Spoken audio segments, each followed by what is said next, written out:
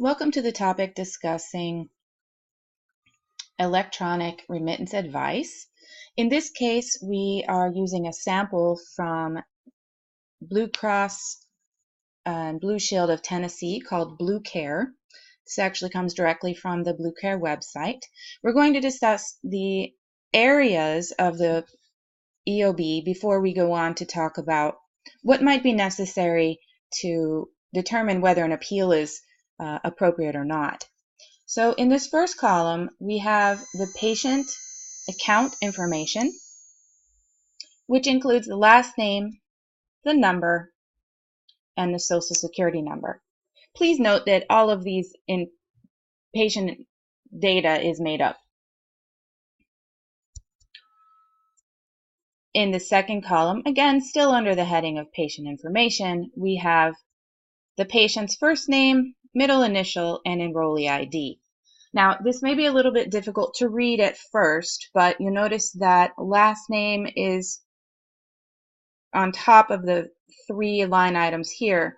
That means that the way that you read this is the first three lines are in that same order. Then there is a space, and the next three lines are also in that same order.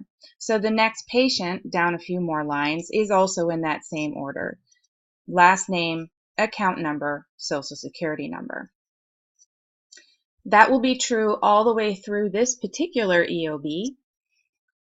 Most EOBs or remittance advice or electronic remittance advice will have the same information, however, it may be in a slightly different order, or the format of the page may look slightly different. Usually the payer information is up here, the pay to information is here, usually the provider's information, and then information about the check, the tax ID number, the check date, and so on are here in some fashion. But again, that part varies. But usually the patient information is this first section. The next section is the claim information, and you'll notice this is a fairly large box because there's a lot of information to cover here. And again, it has, in this case, that three line item pattern. So the claim number, and claim numbers are unique to each payer, so the way they do this will be different. This is internal to the payer. Here's our first line number. The received date would be the date that the payer received the claim. So here we are with the received date. The service provider number, this could be either the NPI number or an internal number, which could be a legacy provider number, something which the insurance companies have kept from days prior to HIPAA. In this particular case, it's all the same provider.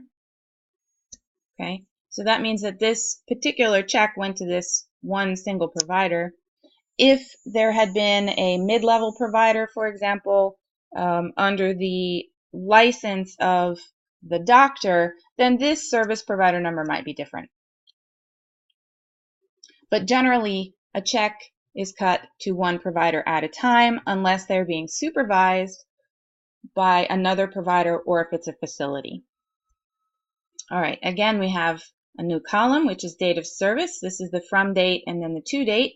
And if it happens to be a hospital or a facility, then the DRG number would apply here. But these are outpatient claims, so that doesn't apply.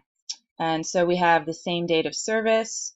In each case, from and to happen to be the same. If there had been a number of days or a number of units applied, or in the case of like home health, you would see a 30-day billing. The from date would when the service starts, and the through date or the to date would be when the service ended. Revenue code, again, a claim information, applies to facility codes, facility codes and facility providers. Procedure number, in this case, this is a HCPCS code, so it's going to be either CPT or, as you can see here, HCPCS level 2. Modifier 1 goes here. Modifier 2 goes here. You'll note that the 1500 claim form has a spot for actually 4 modifiers. But on this remittance advice, we only see the first 2. The count of the days or the units or the quantity is here. So again, if we were billing for multiple units of something, then they would have multiple units in here. The charges would be the charges that we submitted, not necessarily the allowed amount. Okay, so this is the claim information. The next is the patient information. Payment information.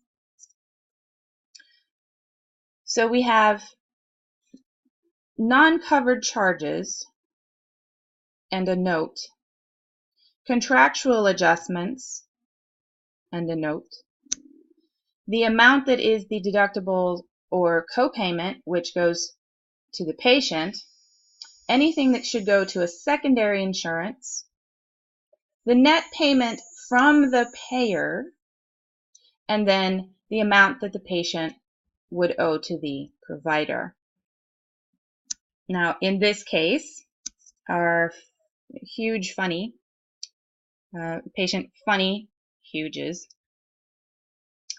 is all of this is non-covered, and we would have a note here that we would find at the end of our remittance advice to tell us exactly what happened. So we don't adjust anything off. We actually need to go figure out why this was not paid and either send it to the secondary insurance, the correct insurance, or the patient. This one is contractually adjusted entirely, and so we would need to go look at note 56 to figure out what that means in terms of contractual adjustment. You'll note that the patient doesn't owe anything here. So either this patient is operating out of network or something was wrong in the billing, which we will discuss in another section about appeals. Thank you for taking time to attend this conversation.